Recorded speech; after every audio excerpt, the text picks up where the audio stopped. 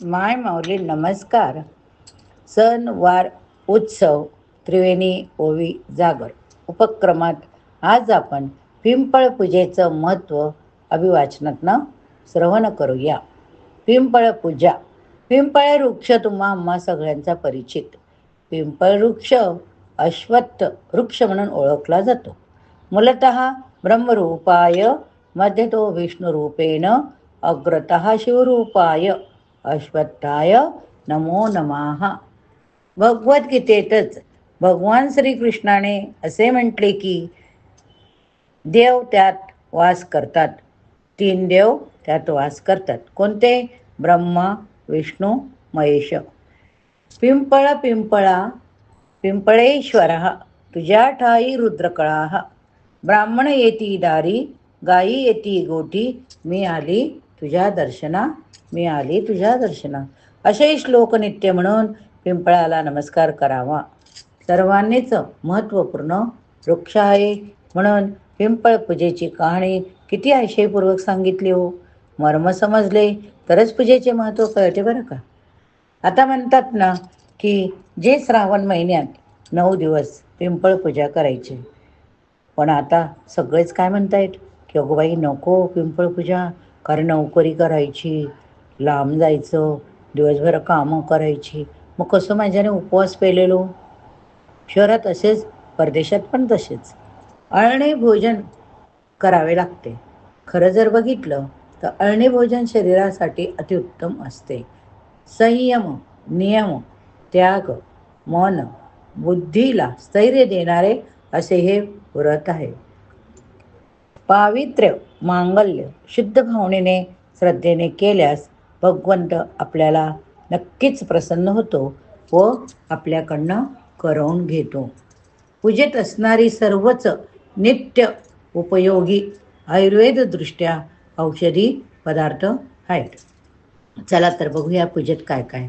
खारीक, खोबरे पौष्टिक आहे, आहार म्हणून वापरले जाते. सुपारी वंदनीय आहे, गणेश प्रतीक म्हणून ओळखले जाते.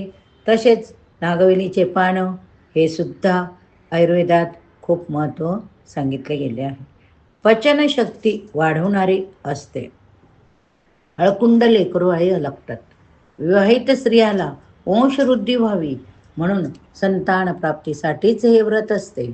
संतान सुस्थितीत सद्बुद्धीदायी व्हावे, दीर्घायुषी व्हावे यासाठी हे व्रत करतात. षडरिपूवर विजय मिळण्यासाठीचे पूजन असते. षडरिपू कुठले? काम, क्रोध, लोभ, मोह, मद, मत्सर. कहाणीतून हाच बोध घ्यावा. सख्या बहिणीबद्दल द्वेष, मत्सर असतो हे नकोच. बापाची कहाणी ऐकणे याचाच स्पष्ट अर्थ हा की वडीलधारी व्यक्ती, गुरु, आई वडील यांनी सांगितलेले हितोपदेश चिंतनीय असतात, आचरणात आणायचे असतात. जो जे करतो, जो तसे वागतो तो सुखी राहतो, सहपरिवार आनंदी राहतो, गोकुळासारखे घर राहते. नखोले काढणे म्हणजे काय हो?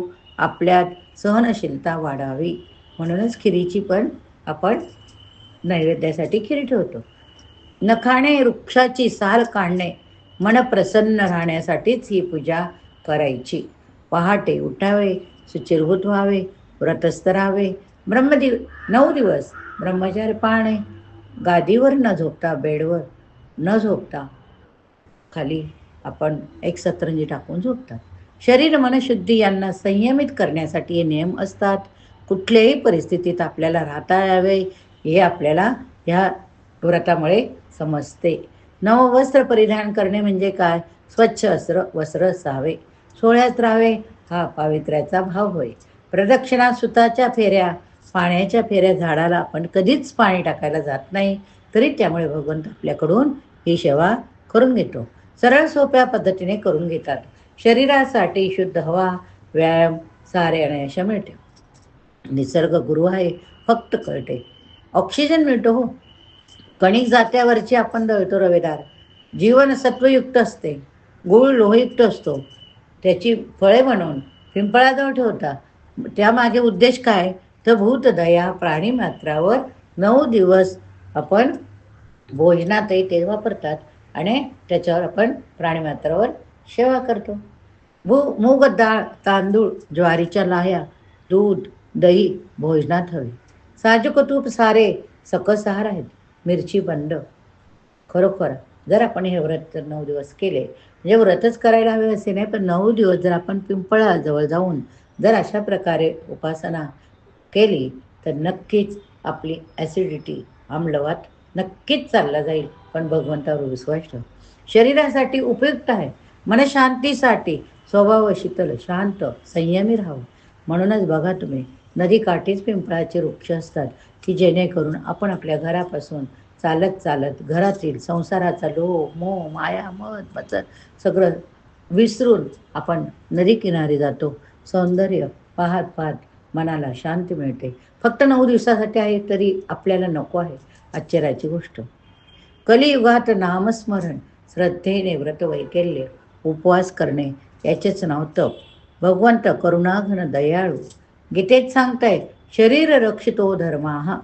आपली काळजी आहे त्यालाच सर्वांनी श्रद्धाभावाने ही पूजा नक्की करावी. हे सर्व वर्णन अंतरंगातून भगवान महाविष्णूच सांगत आहे असे समजा. जय श्री विष्णवे नमः. ओम नमो भगवते वासुदेवाय नमः. ओम नमो भगवते वासुदेवाय नमः. अभिवाचनात तुम्ही ऐकलंच असेल. जर आवडलं नक्की अभिप्राय लिहायला विसरू नका.